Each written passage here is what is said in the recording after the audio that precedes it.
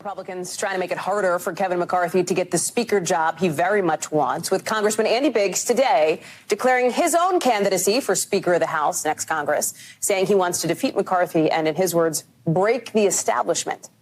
Biggs is a key member of the far-right Freedom Caucus, a group that's expected to have a lot of influence with this razor-thin Republican majority in the House of Representatives next year. The House is going to vote on its pick for Speaker, Republicans at least on January 3rd, well, given their majority. That's the first day of the new session of Congress. Joining me now is NBC's Julie Sirkin. The question is, you need it's 218, right, to get to be the Speaker of the House. Kevin McCarthy might not have it. Sounds like he doesn't have it, potentially. But Andy Biggs sure doesn't have it either, right? Unless something very dramatic changes. Yeah, exactly. Look, Biggs' challenge is serious in that Kevin McCarthy officially has an opponent in this race on January 3rd. But it's less serious if you look at the chances Biggs actually has to winning the speakership himself. Because a few weeks ago, behind closed doors, House Republicans actually did this before, right? It was Biggs against McCarthy, 188 to 31. Biggs surely picked up that sizable chunk of support, taking it away from... I'd rather hear Andy Biggs than the guys at MSNBC. This is serious. I'll tell you why it's serious. Andy Biggs is one of the most serious guys I know. He's got a very serious track record. And you don't take things on. I talked to someone about Brady last night.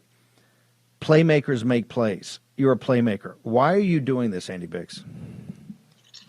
Well, Steve, we are in an existential crisis in this country. And you can either choose to continue on with a creature of the establishment and make no changes, and that's Kevin McCarthy, a congenial fellow, but he is an establishment creature, and he's not going to change the trajectory or path we're on. And that means for the next 2 years, we've seen the damage done by the Biden administration in the previous 2 years. Can we stand as a nation for another 2 years of that? And so it is a close margin. It is an opportunity to leverage that in the sense that I can ask my colleagues to let's change that path and trajectory we're on. We cannot take another 2 years of what's been going on.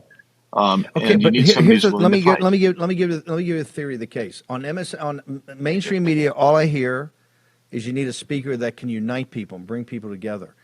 An Andy Biggs speakership would be one of confrontation.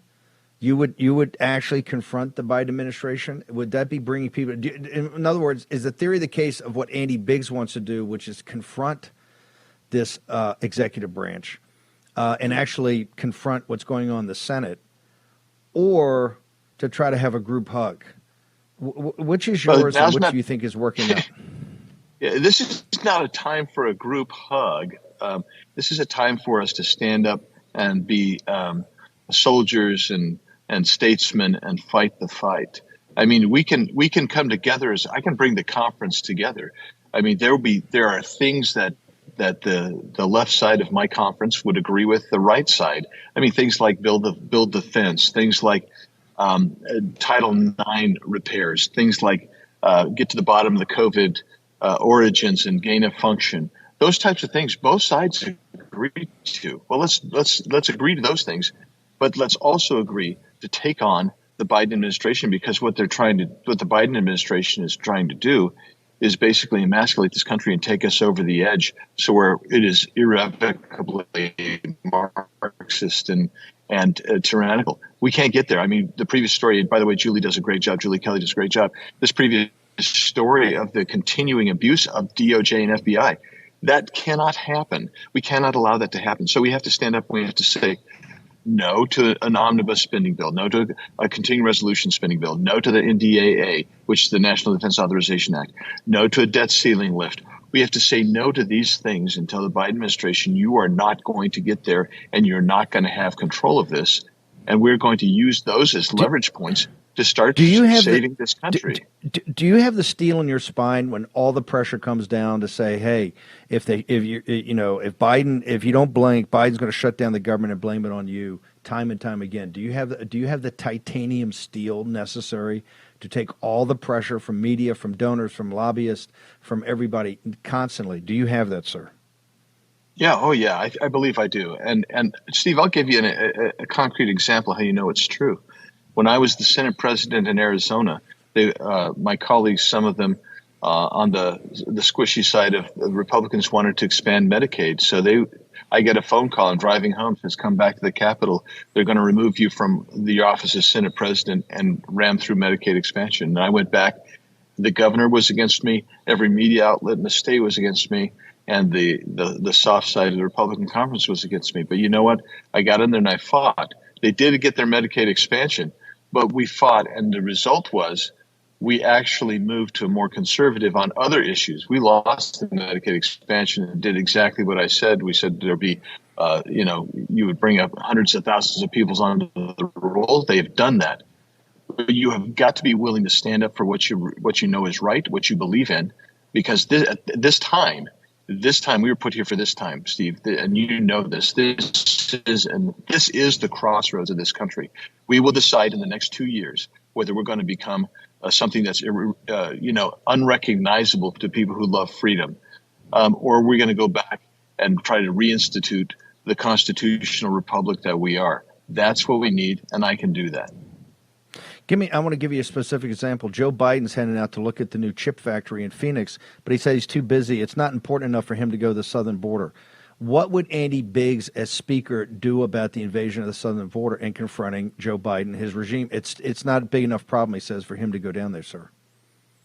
Well, the first thing I would do is I would hold a competing event down on the border with the Border Patrol agents, the rank and file. It doesn't have to be management, although the management is beginning to agree with me that something has to happen. And you bring attention to it, but it's not a one-off thing.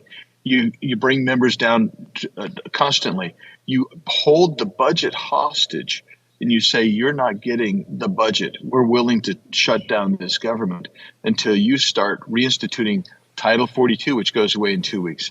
Instead, what's happening instead is they're talking about amnesty for DACA. They're talking about amnesty for farm workers. They're talking about other amnesties. You know what that is? That's a pull factor. You have got to stand up and say, we're going to use the leverage points we have. The leverage points we have is the budget. And right now, Steve, as you and I are talking, there's a good chance that the Senate Republicans are going to deal away our biggest leverage point, which is the budget. And quite frankly, I think Speaker candidate McCarthy needs to stand up and be stronger, telling them, don't do it, Senate Republicans. Don't give in to this. You're going to kill us as a nation if you do so.